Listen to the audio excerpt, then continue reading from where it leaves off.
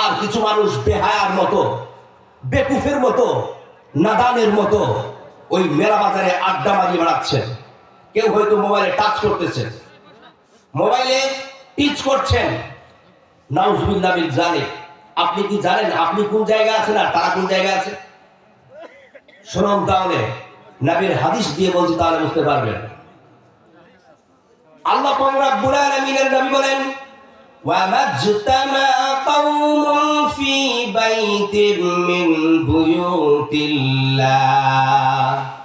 যখন কতগুলি মানুষ একসঙ্গে মিলিত হয়ে আল্লাহর ঘর সমূহের মধ্য থেকে কোন একটা ঘরে অথবা কোন একটা জায়গায় অবস্থান করে, ইয়াতলুনা কিতাবাল্লাহ, আল্লাহর কিতাব তেলাওয়াত করে, ওয়া ইয়াতাদারাসুনাহু বাইনাহুম, এবং একে অপরের মধ্যে কোরআন হাদিসের আলোচনা শ্রবণ করে।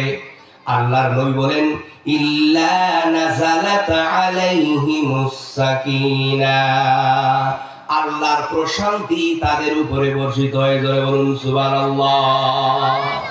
শুধু তাই নয়, ওয়া গাশিয়াতুহুমুর রাহমাত, আল্লাহর অগণিত রহমত তাদেরকে চতুর্দিক থেকে বেষ্টন করে নেয়। ওয়া হাফাতুহুমুল মালাইকা, এবং আল্লাহর অসংখ্য ফেরেশতা আপনাদেরকে চতুর্দিক থেকে ঘিরে নেয়।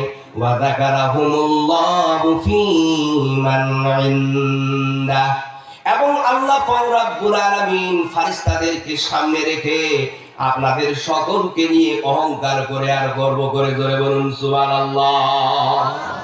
সুতরাং আমার মুসলমান ভাইরা, উক্ত হাদিস থেকে আমরা জানতে পারলাম, ইন দা মিন টাইম যে সমস্ত মানুষেরা এই প্যান্ডেলের ছত্র ছায়াতলের নিচে অবস্থান করে আছে, তারা আল্লাহর রহমতের মধ্যে পরিবেষ্টিত আছে। শুধু তাই নয়, বরং আল্লাহ পাক রব্বুল আলামিন আপনাদের সকলকে নিয়ে অহংকার করতেছে, গর্ব করতেছে। আল্লাহ গর্বে কি বলছে জানেন? আল্লাহ তাআলা বলছে, ও আমার ফেরেশতারা শোনো শোনো, তোমরা আমাকে বলেছিলে যে আল্লাহ তুমি এই মানুষদেরকে সৃষ্টি করো না, এই মানব জাতিদেরকে সৃষ্টি করো না, কারণ এই মানুষেরা পৃথিবীতে যাওয়ার পরে একে অপরে মারামারি, হানাহানি, কাটাকাটি করবে, রক্তপাত ঘটাবে। আল্লাহ গো, আমরাই তো আপনার প্রশংসা এবং পবিত্রতা বর্ণনা করার জন্য যথেষ্ট আছি। সেই দিন ফেরেশতারা শোনো, আমি বলেছিলাম তোমাদেরকে, ইন্নী আ'লামু মা লা তা'লামুন, আমি আল্লাহ যা জানি তোমরা তা জানো না। তারপরে আমি আমার এই বান্দাদেরকে সৃষ্টি করেছিলাম, এই মানুষদেরকে সৃষ্টি করেছিলাম। আজ তোমরা দেখো, তোমরা ভুল ছিলে, আমি রাইট ছিলাম।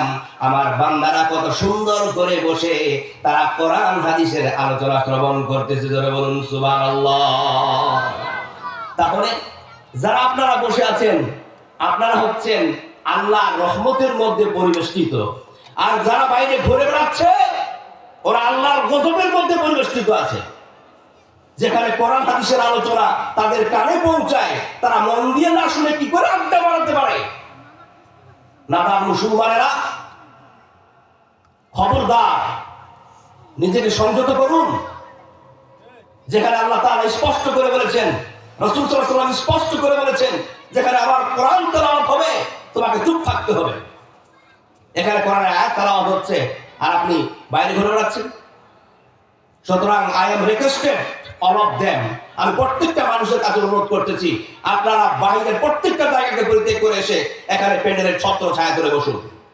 দেখুন, আল্লাহ পাক রব্বুল আলামিনের নবী একটি হাদিসের মধ্যে বলেন, আহাব্বুল বিলাদি ইলাল্লাহি মাসাজিদুহা ওয়া আবগাযুল বিলাদি ইলাল্লাহি আসওয়াকুহা। আল্লাহর সরজমিনে, আল্লাহর এই পৃথিবীতে আল্লাহর কাছে সবচাইতে প্রিয় জায়গা হলো মসজিদ, আল্লাহর ঘর, এবং আল্লাহর কাছে সবচাইতে জঘন্যতম জায়গা, সবচাইতে নিকৃষ্টতম জায়গা হলো বাজার।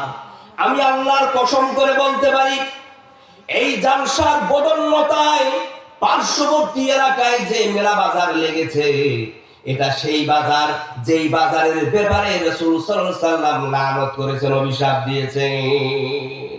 লিল্লাহি তাকবীর। সুতরাং আমার মুসলমান ভাইরা, প্যান্ডেলের ছত্র ছায়াতলের নিচে আসুন, মনোযোগ দিয়ে আলোচনা শ্রবণ করুন।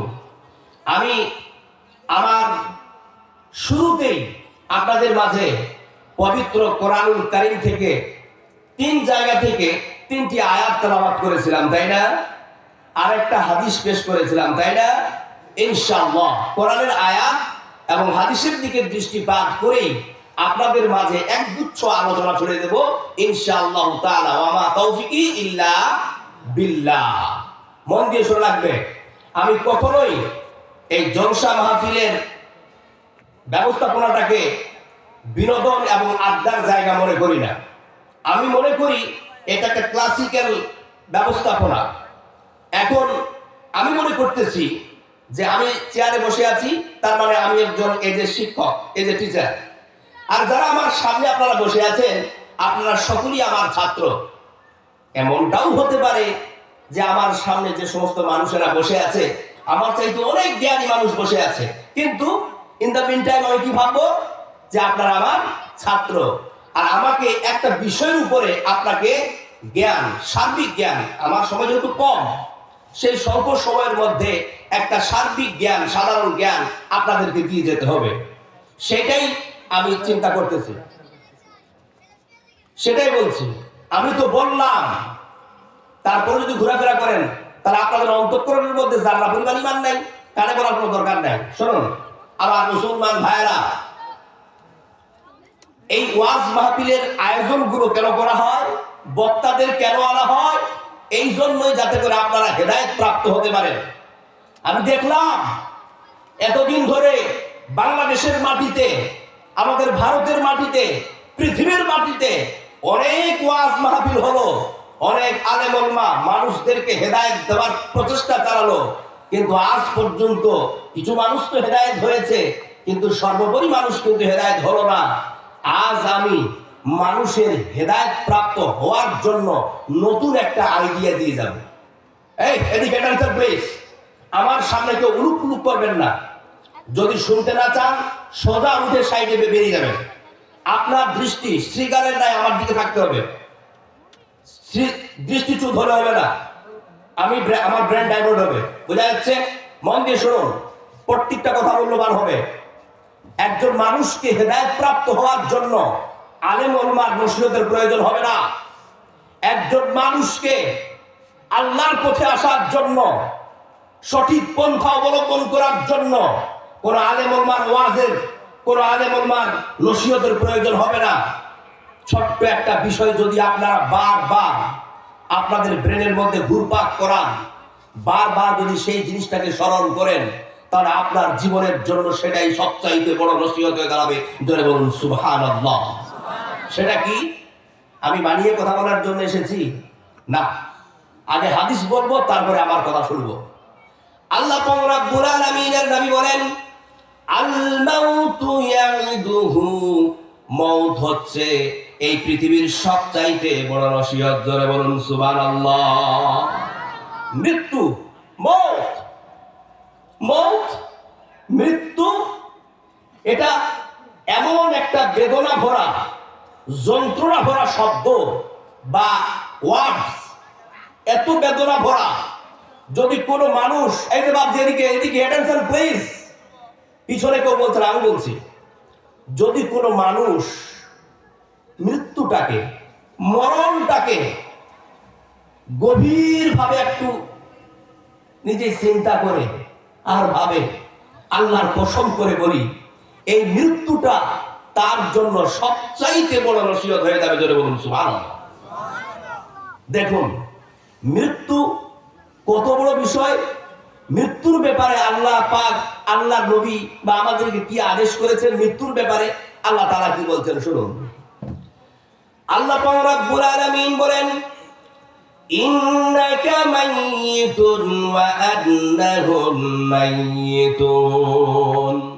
হে নবী, আপনি মৃত্যুবরণ করবেন এবং তারাও মৃত্যুবরণ করবে। যারা আপনার বিরোধিতা করে, যারা আপনার শত্রুতা করে, তারাও মৃত্যুবরণ করবে। আল্লাহ পাক রব্বুল আলামিন নবীকে, তার হাবিবকে এই কথা বললেন কেন? এটা বোঝা লাগবে কি লাগবে না? অবশ্যই বোঝা লাগবে। আল্লাহ পাক রব্বুল আলামিন তার হাবিবকে এই কথা এই জন্য বললেন যে, হাবিব শোনো, তুমি আমার বন্ধু, তুমি আমার হাবিব, তুমি এই পৃথিবীর সবচাইতে শ্রেষ্ঠ নেতা, তুমি এই পৃথিবীর সবচাইতে বড় নবী। কিন্তু নবী মুহাম্মদ শোনো, তুমিও একদিন মরবে এবং তোমার যারা শত্রুতা করে তারাও একদিন এই পৃথিবী ছেড়ে চলে যাবে। এই পৃথিবীতে কেউ থাকতে পারবে না। এই পৃথিবীর মায়া মমতা সবকিছু পরিত্যাগ করে চলে যেতে হবে। অন্যত্র আরেকটি আয়াতে আল্লাহ পাক বলেন, ওয়ামা জাআলনা লিবাশারিন মিন ক্বাবলিকাল খুলদা। হে নবী, আপনার পূর্বে কোন মানুষের জীবনকে আমি অনন্তকালের জীবন করে রাখি নাই। অর্থাৎ আপনার পূর্বে এই পৃথিবীতে যত মানুষ এসেছে সকল মানুষেরা মৃত্যুবরণ করেছে। কত শক্তিশালী মানুষ এই পৃথিবীতে এসেছে, তারাও মারা গেছে। কত ধন সম্পদশালী মানুষ এই পৃথিবীতে এসেছে, তারাও এই পৃথিবী ছেড়ে চলে গেছে। অর্থাৎ এই পৃথিবী ছেড়ে সকলকেই চলে যাওয়া লাগবে। এই পৃথিবীতে চিরদিন কেউ থাকার জন্য আসে না। আল্লাহ পাক রব্বুল আলামিন আরেকটি আয়াতে বলছেন, কুল্লু নাফসিন যায়িকাতুল মাউত। প্রত্যেকটা আত্মা মৃত্যুর স্বাদ গ্রহণ করবে। যার জীবন আছে সে মরবে। ওয়ানাবলুয়াকুম বিশ-শাররি ওয়াল খাইরি ফিতনাতান ওয়া ইলাইনা তুরজাউন। এবং আল্লাহ তাআলা বলছেন, আমি তোমাদেরকে ভালো এবং মন্দের মধ্যে পতিত করে পরীক্ষা করতেছি। জোরে বলুন সুবহানাল্লাহ। শুধু তাই নয়, শেষে আয়াতে আল্লাহ পাক কি বললেন? আমাদের সকলকেই আবার আল্লাহ পাক রব্বুল আলামিনের কাছে ফিরে যাওয়া লাগবে। উক্ত আয়াতে লক্ষ্য করে দেখুন তো, আল্লাহ তাআলা কি বললেন? যে আমি তোমাদেরকে ভালো এবং মন্দ এর মধ্যে পতিত করে পরীক্ষা করতেছি। অর্থাৎ এই পৃথিবীতে যারা সুখ স্বাচ্ছন্দ্যের বিলাস বহুল জীবন যাপন করতেছে তাদের জন্য আল্লাহ পরীক্ষা রেখেছে। যারা গরিবী রেখার নিম্ন তলায় তলিয়ে গেছে, আহারে এত গরিব, এত অসহায়, বলার শেষ নাই। এই গরিবী, এই অসহায়তা দিয়েও আল্লাহ তাআলা তাকে পরীক্ষা করতেছে। যাদেরকে আল্লাহ ধন দিল, অর্থ দিল, তাদের পরীক্ষা এটা যে আমি আল্লাহ বান্দা তোমাকে ধন দিলাম, তুমি ধন পেয়ে আমাকে ভুলে গেলে না তো? এ গরিব, তোমাকে আমি গরিবী দিয়েছি, দুঃখ দিয়েছি, যন্ত্রণা দিয়েছি, তুমি দুঃখ কষ্ট গরিবীতে পড়ে গিয়ে তুমি মানে অভিমানী হয়ে তুমি আমাকে ভুলে যাওনি তো? তার মানে আল্লাহ গরিবকে গরিব করেছে পরীক্ষা করার জন্য, আল্লাহ বড়লোককে বড়লোক করেছে পরীক্ষা করার জন্য। অর্থাৎ আল্লাহ পৃথিবীর সকল মানুষকে পরীক্ষা করার জন্য সৃষ্টি করেছেন। জোরে বলুন সুবহানাল্লাহ। আল্লাহ পাক রব্বুল আলামিন একটি আয়াতে বলেন, ইযা জাহাদাকুমুল মাউত। যখন তোমাদের মধ্যকার কাউরির কাছে মৃত্যুর সময় এসে উপস্থিত হয়ে যায়, তখন আমার পক্ষ থেকে একজন ফারিস্তা গিয়ে তার জীবনটাকে কবজ করে নেয়। ওয়া হুম লা ইউফাররিতুন। এবং সে তার দায়িত্ব পালনে বিন্দু পরিমাণ ত্রুটি করেন না। জোরে বলুন সুবহানাল্লাহ। তাহলে আজ যারা আমরা এখানে বসে আছি, অনেকে বসে আছি যারা বার্ধক্যে পৌঁছে গেছে, যাদের মৃত্যুর আলামত প্রকাশ হয়ে গেছে, দাড়ি সাদা হয়ে গেছে, গায়ের চামড়া ঝরে গেছে। আপনারা কি মনে করতেছেন না যে মরণ আমার নিকটে চলে এসেছে? আপনি কি ভাবছেন না যে পৃথিবী ছেড়ে চলে যেতে হবে? আল্লাহ পাক কোরআনে কি বললেন? যখন কাউরের মৃত্যুর সময় সে উপস্থিত হয়ে যায়, তখন আমার পক্ষ থেকে একজন ফারিস্তা গিয়ে তার জীবনটা কবজ করে নেয়। সুবহানাল্লাহ। সেই ফারিস্তাটির নাম কি বলুন? মালাকুল মউত। দ্যাট ইজ রাইট অ্যানসার, মালাকুল মউত। এই মালাকুল মাউত ফারিস্তা এসে আমাদের প্রাণ পাঠিয়ে নিয়ে আকাশে চলে যাবে। একটা হাদিস বলছি, মন দিয়ে শুনুন। বারা ইবনে আযিব রাদিয়াল্লাহু তাআলা আনহু থেকে হাদিসটি বর্ণিত। তিনি বলছেন যে আমরা একবার রাসূল সাল্লাল্লাহু আলাইহি সাল্লামের সাথে আনসারদের এক ব্যক্তির জানাজায় গেলাম। আমরা কবরের পাশে ছিলাম, কিন্তু তখন কবর খোঁড়া হয় নাই। রাসূল সাল্লাল্লাহু আলাইহি সাল্লাম তখন জমিনের মধ্যে এক জায়গায় বসে গেলেন। আমরাও রাসূল সাল্লাল্লাহু আলাইহি সাল্লামকে চারপাশ ঘিরে বসে গেলাম। আমরা এমন ভাবে বসেছিলাম যে মনে হচ্ছিল আমাদের মাথার উপরে পাখি বসে আছে। জোরে বলুন সুবহানাল্লাহ। তার মানে আমরা এতটা নীরবতার সাথে, এতটা স্তব্ধতার সাথে আমরা বসেছিলাম যে মনে হচ্ছিল আমাদের মাথার উপরে পাখি বসে আছে। রাসূল সাল্লাল্লাহু আলাইহি সাল্লামের হাতে গাছের একটা শুকনো ঠাল ছিল। সেই ঠালটা দিয়ে তিনি জমিনের মধ্যে চিন্তা ব্যক্তিদের ন্যায় দাগ টানতেছিলেন। দাগ টানতে টানতে হঠাৎ করে তিনি হাতটাকে থামিয়ে দিলেন আর মাথাটাকে একটু উপরে তুললেন। আর উপরে তুলে আমাদের দিকে দৃষ্টিপাত করে বললেন, ইয়া ইখওয়ানি লিমিসলি হাদা ফাইদু, হে আমার ভাইরা, তোমরাও এই কবরের জন্য প্রস্তুতি গ্রহণ করতে হবে। সুবহানাল্লাহ।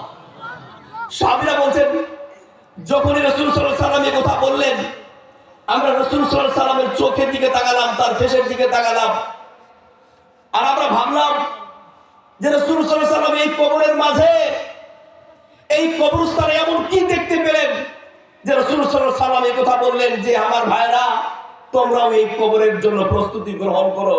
আমাদের সবার চোখ দিয়ে ঝরঝর করে জল নেমে আসলো।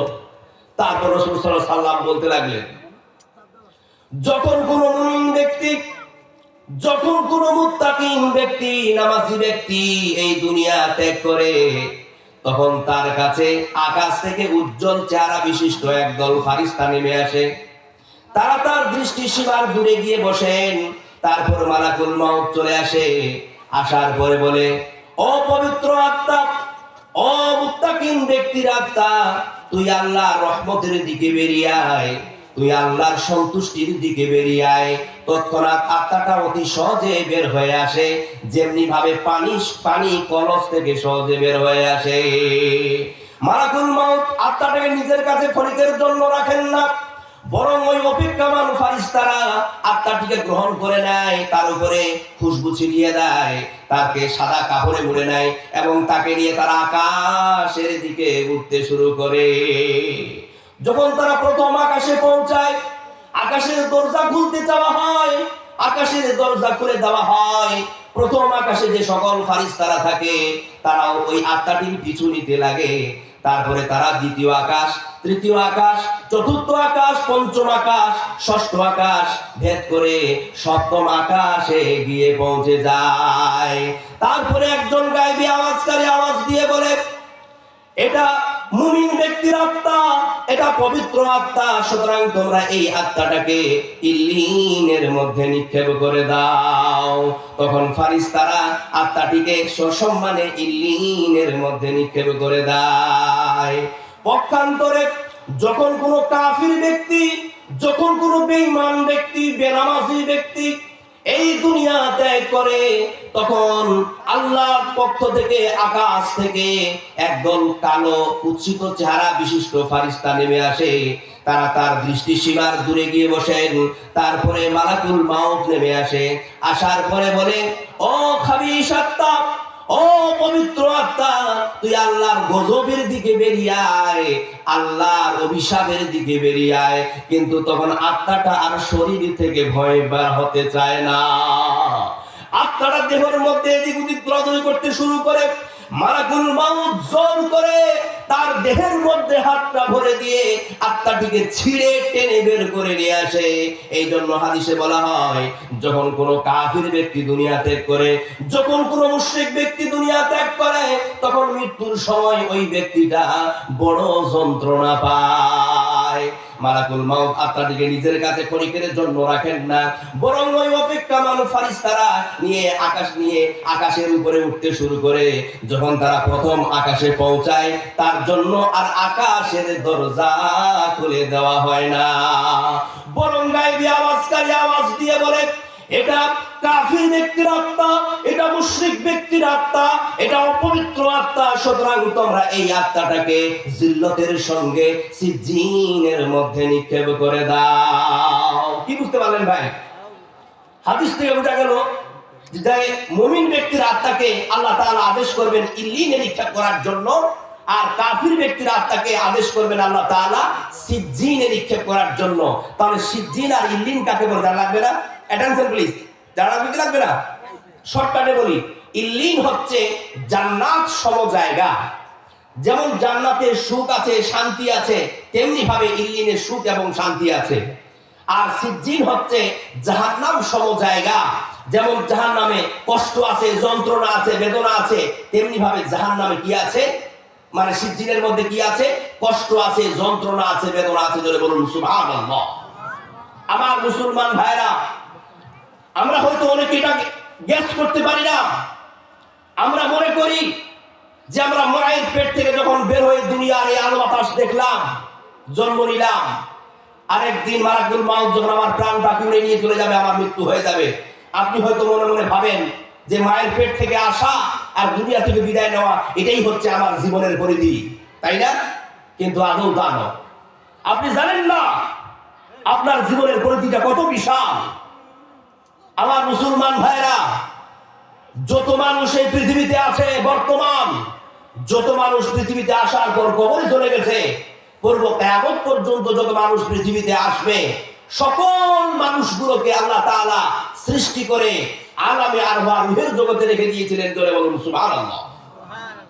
ওই রূহের জগতে আমরা ছিলাম সকলেই। ওই রূহের জগতে আল্লাহ তাআলা আমাদেরকে নিয়ে একটা ক্লাস করেছিল, একটা ক্লাস করিয়েছিল। পৃথিবীর সকল নারী পুরুষ ওই ক্লাসের ছাত্র এবং ছাত্রী ছিল, আর আল্লাহ তাআলা ছিলেন শিক্ষক। জোরে বলুন সুবহানাল্লাহ। শিক্ষা কি ছিল? শিক্ষা কি ছিল? সাবজেক্ট কি ছিল? রব। রবকে, আল্লাহকে, আল্লাহ রব্বুল আলামিন সকল মানুষদেরকে সামনে দাঁড় করিয়ে দিয়ে প্রশ্ন করেছিলেন, আলাস্তু বিরাব্বিকুম, আমি কি তোমাদের রব নই? সেই দিন আমরা সকলেই বলেছিলাম, ক্বালু বালা ওয়া শাহিদনা, জি আল্লাহ আপনি আমার রব, আমরা সাক্ষ্য দিলাম। এই কথা আমরা সেই দিন সকলেই বলেছিলাম। কিন্তু দেখো মানুষ কত বেলজ্জা, মানুষ কত বেহায়া। আগামী আরওয়াহ রূহের জগতে আল্লাহ রব্বুল আলামিনকে এই প্রতিশ্রুতি দিল যে আল্লাহ আপনি আমার রব, আমরা সাক্ষ্য দিলাম। কিন্তু দুনিয়াতে আসার পর সে আবার তার রবকে ভুলে বসলো।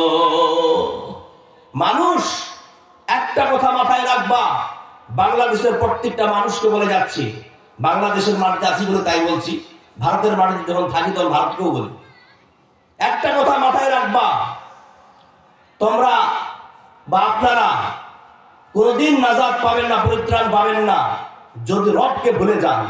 রবের জন্য নিজের জীবনকে বিসর্জন দিয়ে দিতে হবে। কেননা রব আমাদের যে মালিক, আমাদের যে খালিক, আমাদের যে আকা, এই প্রতিশ্রুতি তিনি আমাদের কাছ থেকে আমাদের এই পৃথিবী সৃষ্টির 2500 বছর পূর্বে আলামে আরওয়াহ রূহের জগতে নিয়ে নিয়েছিলেন। জোরে বলুন সুবহানাল্লাহ।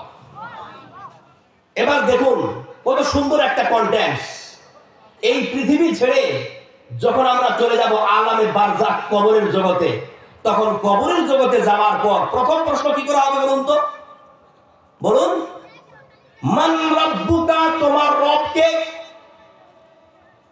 আলামে আরওয়াহ রূহের জগতে আল্লাহ রব্বুল আলামিন আমাদেরকে শিক্ষা দিলেন যে আমি কি তোমাদের রব নই? যখন আমরা কবরে, তখন আল্লাহ প্রশ্ন করছেন মান রাব্বুকা, তোমার রবকে? দুনিয়াতে যারা তার রবকে মেনে চলেছে, তার রবকে পালন করে চলেছে, তারা বলবে রাব্বি আল্লাহ। কিন্তু যারা তার রবকে মানতে পারে নাই, তারা বলবে হা আল্লাহ, আমি জানি না। আমার মুসলমান ভাইরা, দেখুন হযরত ওসমান রাদিয়াল্লাহু তাআলা আনহু থেকে একটি হাদিস আছে। তিনি বলছেন যে আমরা একসঙ্গে কবরে ছিলাম, আর উসমান কান্নায় ভেঙে পড়েছে, ঝরঝর করে জল নেমেছে। সাহাবীরা তো অবাক, বলছে উসমান কি ব্যাপার, আমরা তো বুঝতে পারতেছি না, তোমার সামনে যখন জাহান্নামের বর্ণনা করা হয় তখন তুমি এত কান্না করো না, কিন্তু আজ যখন তুমি কবরের কাছে আসো এত কান্না করো কেন? কারণটা তো বুঝতে পারলাম না। উসমান তখন বলে, ও আমার সাথীরা শোনো, ও আমার ভাইরা শোনো, আমি রাসূল সাল্লাল্লাহু আলাইহি ওয়াসাল্লাম থেকে একটা হাদিস শুনেছি। ওই হাদিসটা যখনই আমার মনে পড়ে যায় তখনই আমার হৃদয় ক্রন্দনরত হয়ে যায়, আর কবরের কাছে আসলে চোখ দিয়ে ঝরঝর করে জল নেমে আসে। কি হাদিস? আমি রাসূল সাল্লাল্লাহু আলাইহি ওয়াসাল্লামকে বলতে শুনেছি, ওয়া আন্নাল কবর আউয়ালু মানাজিলিল আখিরাহ। কবর হচ্ছে আখিরাতের প্রথম মঞ্জিল। যে ব্যক্তি কবরে পরিত্রাণ পেয়ে যাবে, তারপরের ধাপগুলো তার জন্য বড় সহজ হয়ে যাবে। কিন্তু যে ব্যক্তি কবরে পরিত্রাণ পাবে না, তারপরের ধাপগুলো তার জন্য বড় কঠিন হয়ে যাবে। সুবহানাল্লাহ। আমার মুসলমান ভাইরা, তাই সংক্ষিপ্ত আলোচনায় এতটুকুই বলবো যে আমরা কোনোদিন এই দুনিয়ার জীবনকে প্রাধান্য দেব না, সর্বদা সব সময়ের জন্য আমরা আখিরাতের জীবনকে প্রাধান্য দেব। তারপরে যে হাদিসটা আমি শুরুতেই পেশ করেছিলাম, সেই হাদিসটা তরজমা এবং বিশ্লেষণ করেই আমি ইনশাআল্লাহ তাআলা আপনাদের কাছ থেকে বিদায় নিয়ে নেব। শুনুন, ওয়া ইন্নাহু লাআলা হাসিরিন মা বাইনাহু ওয়া বাইনাহু শাইউন। হযরত ওমর রাদিয়াল্লাহু তাআলা আনহু একদিন রাসূল সাল্লাল্লাহু আলাইহি ওয়াসাল্লামের বাড়িতে গেলেন। ওয়া বাইনাহু শাইউন।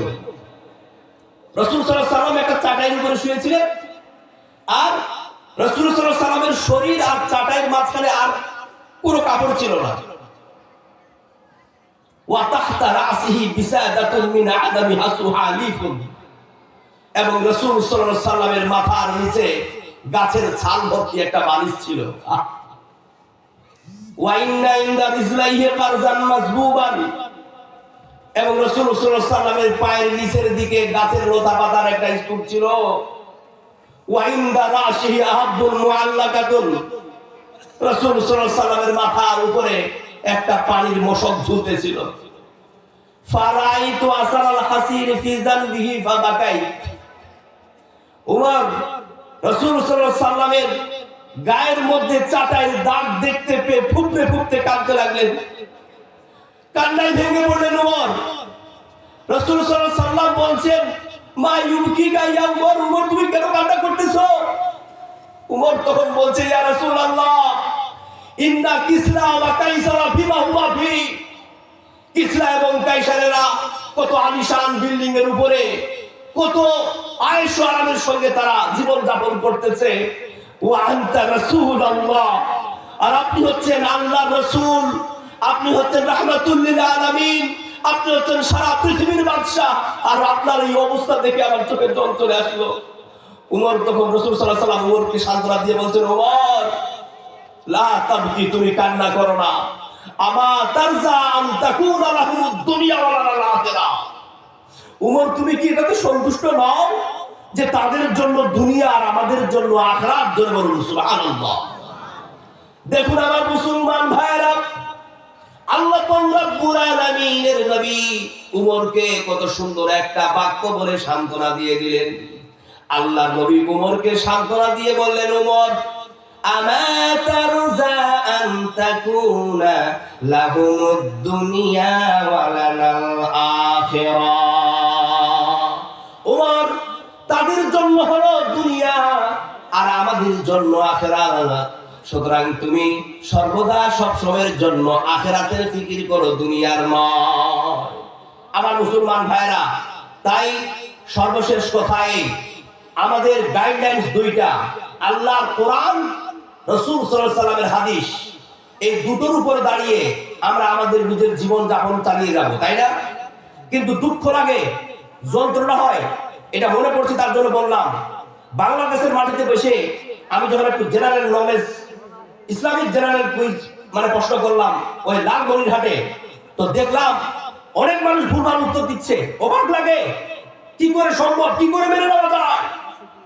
আমার মুসলমান ভাইরা, আল্লাহর কোরআন এবং রাসূল সাল্লাল্লাহু আলাইহি ওয়াসাল্লামের জীবনীমূলক একটা গ্রন্থ ভালো মানের আমাদের প্রত্যেকের ঘরে হওয়া দরকার।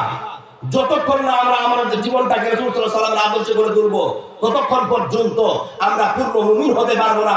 আর যতক্ষণ না আমরা পূর্ণ মুমিন হতে পারবো, ততক্ষণ আমরা আল্লাহর জান্নাতে যেতে পারবো না।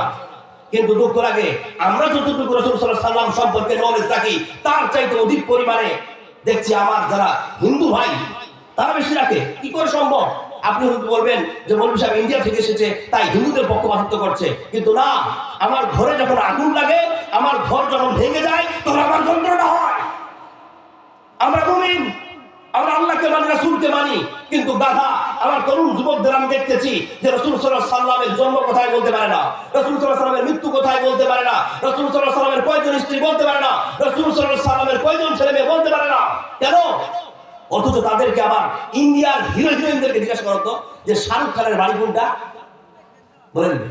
শাহরুখ খানের বউর নাম কি, বলে দেবে। শাহরুখ খানের কয়টা ছেলে মেয়ে, চটচট করে বলে দেবে। আরে তুমি ইন্ডিয়া থেকে বা হিন্দু রাষ্ট্রের শাহরুখ খানের বায়োগ্রাফিক্যাল চ্যানেল, তার হিস্টোরিক্যাল চ্যানেল তুমি মুখস্থ করতে পেরেছো, কিন্তু তোমার যে বিশ্ব নেতা, তোমার যে মুক্তিদাতা, তার তুমি সম্পর্কে কিছু জানো না। আপনি যদি ইংল্যান্ডের ব্রিটিশ মিউজিয়ামে যান, মিউজিয়ামের এন্ট্রান্সে লেখা আছে সাদা সাদা পাথরের ফলকে, as a father, as a teacher, as a law giver, as a law maker, as a reformer of the society, Muhammad is the superman of the world.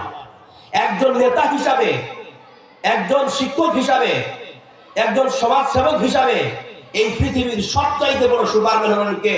আমাদের নবী মুহাম্মদ সাল্লাল্লাহু আলাইহি ওয়াসাল্লাম। জোরে বলুন সুবহানাল্লাহ। সুতরাং তরুণ যুবকেরা শোনো, সুপারম্যানের টি শার্ট পরলে সুপারম্যান হওয়া যায় না, সুপারম্যানের ট্যাটু লাগালে সুপারম্যান হওয়া যায় না, সুপারম্যানের স্টিকার লাগালে সুপারম্যান হওয়া যায় না। সুপারম্যান যদি হতে চান, রাসূল সাল্লাল্লাহু আলাইহি ওয়াসাল্লামের প্রকৃত অনুসারী হতে হবে। জোরে বলুন সুবহানাল্লাহ।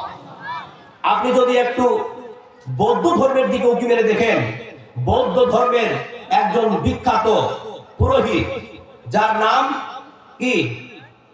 যার নাম হচ্ছে দালাই লামা, তিব্বতের ধর্মীয় গুরু। তিনি একটা ইন্টারন্যাশনাল কনফারেন্সে বলছেন, Muhammad is the last community of Islam. Muhammad সাল্লাল্লাহু আলাইহি ওয়াসাল্লাম হচ্ছেন এই পৃথিবীর একজন মহামানব। এই কথাটা একজন বৌদ্ধের কি করে মেনে নেওয়া যায়? কি করে মেনে নেওয়া যায়? অথচ আমরা মুসলমান, তিনি যে মহামানব আমরা জানি না। আপনি যদি একটু যদি খ্রিস্টান ধর্মের উঁকি মেরে দেখেন, তো দেখবেন খ্রিস্টান ধর্মের একজন বিখ্যাত লেখক, যার নাম মাইকেল এইচ হার্ট। তিনি একটা বই লিখেছেন, the 100, A ranking of the most influential personality of the world. তিনি তার বইয়ের মধ্যে 100 জন মনীষীর জীবনী নিয়ে এসেছেন। তিনি তার ধর্মের নবী যিশু খ্রিস্ট ঈসা আলাইহিস সালামের জীবনী নিয়ে এসেছেন, আদম আলাইহিস সালামের জীবনী নিয়ে এসেছেন, আব্রাহাম ইব্রাহিম আলাইহিস সালামের জীবনী নিয়ে এসেছেন, জোসেফ ইউসুফ আলাইহিস সালামের জীবনী নিয়ে এসেছেন, মুসা আলাইহিস সালামের জীবনী নিয়ে এসেছেন, আইজাক নিউটনের জীবনী নিয়ে এসেছেন, দালাই লামার জীবনী নিয়ে এসেছেন। এভাবে তিনি বিশ্ব কামানো 100 জন মনীষীর জীবনী নিয়ে এসেছেন।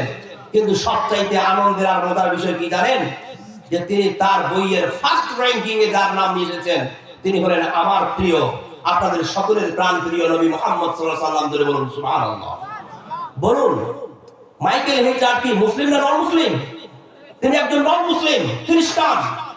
অথচ আমরা মুসলমান হয়ে রাসূল সাল্লাল্লাহু আলাইহি ওয়াসাল্লাম সম্পর্কে জানতে পারলাম না। আমি বাদ দিলাম দূরের কথা, আমাদের ভারতের কথা বলি। ভারতের একজন বিখ্যাত মানুষ আছে, তার নাম জানেন? মহাত্মা গান্ধী, ব্রিটিশ খেদাম আন্দোলনের প্রধান। তিনি ব্যারেট ল করেছেন ইংল্যান্ড থেকে, তিনি পেশায় একজন ব্যারিস্টার। তিনি বলছেন যে আমি শুনতে পাচ্ছি আমাদের ভারতের মাটিতে একটা লোকের নাম মোহাম্মদ। তার নাম এত শুনতে পেলাম, তাই তার সম্পর্কে জানার জন্য আমার অন্তঃকরণের মধ্যে একটা কিউরিওসিটি জাগ্রত হলো। তখন আমি মুহাম্মদের জীবনীমূলক একটা গ্রন্থ হাতে নিলাম, সমস্ত বইটা পড়লাম। পড়ার পরে তিনি লাস্টে কমেন্ট করেছেন I am scared lot of biographies in my life. আমি আমার জীবনে বহু মানুষের জীবনী পড়েছি, but the biography of Muhammad sallallahu alaihi wasallam was an unique and fantastic biography was read. কিন্তু মুহাম্মদের মতো অতুলনীয় জীবনী আমি আর কোথাও পাই নাই। জোরে বলুন সুবহানাল্লাহ। সুতরাং আমার মুসলমান ভাইরা, এই মনীষীদের উক্তি পেশ করে আমার এটাই উদ্দেশ্য যে তারা যদি আমার নবীকে নিয়ে এত গভীরভাবে ডিপলি তার বায়োগ্রাফিক্যাল চ্যানেল, তার হিস্টোরিক্যাল প্ল্যান, তার ইতিহাসকে পর্যবেক্ষণ করতে পারে, আর তিনি তো আমাদের নেতা, তিনি তো আমাদের পথ প্রদর্শক, তাহলে তার ব্যাপারে আমরা মুসলমান হয়ে একটু খতিয়ে দেখবো না? এটা আমাদের জন্য একটা নিন্দার বিষয়, আমাদের জন্য লজ্জার বিষয়।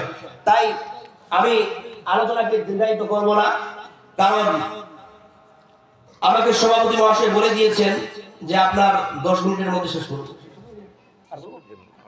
আচ্ছা, কারণটা হচ্ছে যে আমাদের আলোচক আরো আছেন, কারণটা হচ্ছে আরো 2 জন আলোচক আছেন। মাশাআল্লাহ, আলহামদুলিল্লাহ। আমি আমাদের ইন্ডিয়াতে প্রোগ্রাম করতেছি, মাশাআল্লাহ। আমি 2021 সাল থেকে এই বক্তব্য জগতে এসেছি। আমি আমার লেখাপড়ায় আমি